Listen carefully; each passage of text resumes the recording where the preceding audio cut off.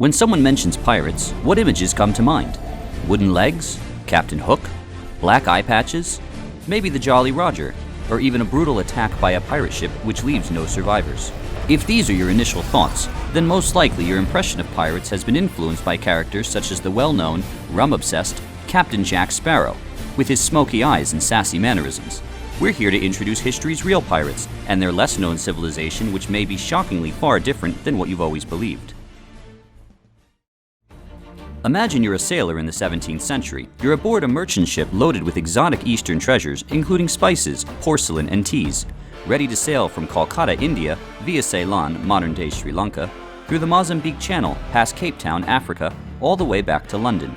You envision a luxurious, wealthy lifestyle once you've disembarked, spending your riches freely, feasting, celebrating.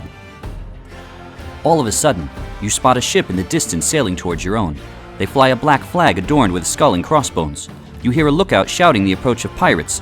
The man at the helm tries in vain to evade, but to no avail. The pirates have caught up to your ship, and before you know it, you and your shipmates have been taken captive. What happened to the captives of pirates?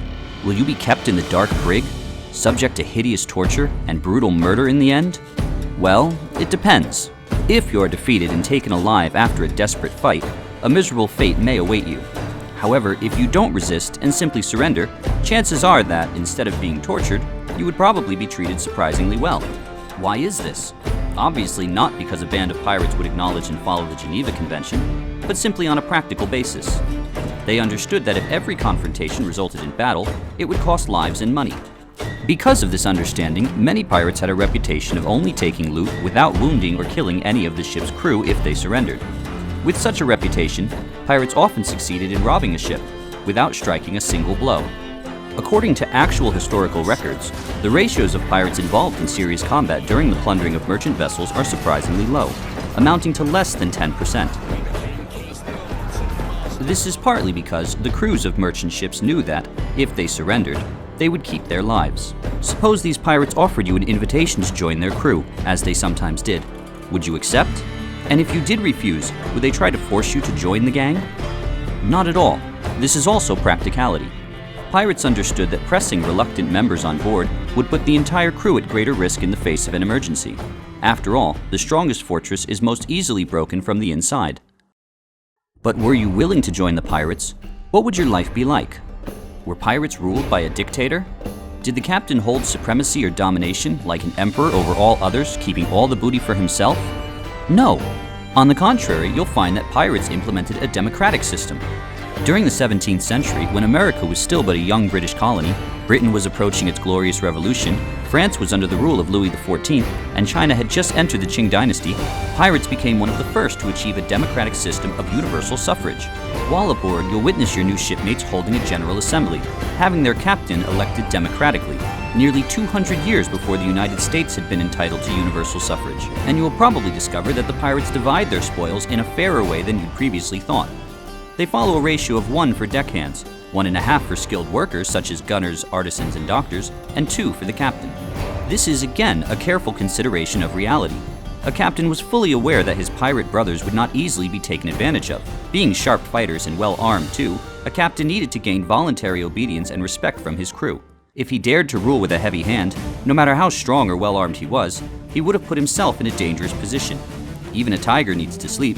If he didn't sleep with one eye open, he would have been completely at the disposal of anyone who held grudges against him.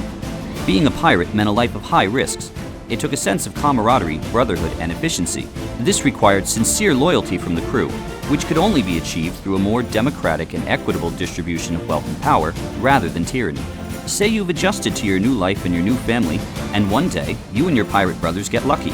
You've overtaken and looted a merchant ship with a few female beauties on board. Some of the pirates may be randy and ready to make trouble. Did pirates assault or abuse the women they captured? The answer, quite unexpectedly, is no. Are you ever curious about the sex life of pirates? Is the captain married? Can the pirates bring their mistresses along? After some time aboard, you may find the crew extremely cautious on the subject of women. No one is allowed to bring women on board, and in fact, sometimes violators of this rule will be executed. Of course, this didn't come from a pirate's respect for women. It was a reality that they had simply learned to accept. Life on the sea was long, sometimes dull, and often tedious, with virtually no members of the fairer sex in sight. Female seduction would have been a ticking time bomb, with a wink or a smile potentially triggering jealous fighting for her favor amongst the pirates, which would have led to serious conflict. Therefore, it was seen as only necessary to eliminate such risks at the source. So what would have happened to female captives? They would probably have been kept in a separate prison. No pirates were allowed to indulge themselves. Forcing oneself onto a female captive was one of the most serious felonies on the boat, and the violators would have been executed on the spot. Any young boys taken captive would have also fallen under this strict protection had any of the crew tried to take advantage of them. Does all of this mean that pirates have been horribly misjudged?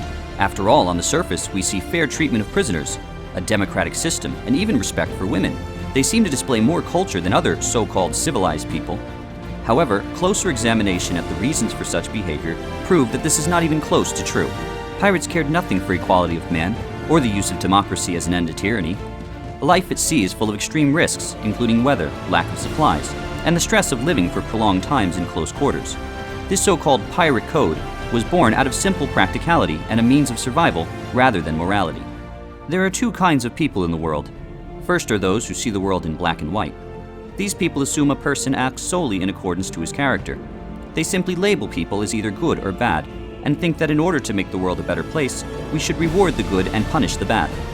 Then there are those people who try to stand in the shoes of others and see the world from their perspective. They try to understand the motives behind a person's decisions or behavior, and believe there must be some practical basis. Many would agree that our most sensible decisions are made after considering our best interests. This is precisely what we at Thinking Spam try to express and convey to you. Thanks for watching this episode of Thinking Spam. If you want to learn more novel and interesting facts, don't forget to click the button below and subscribe.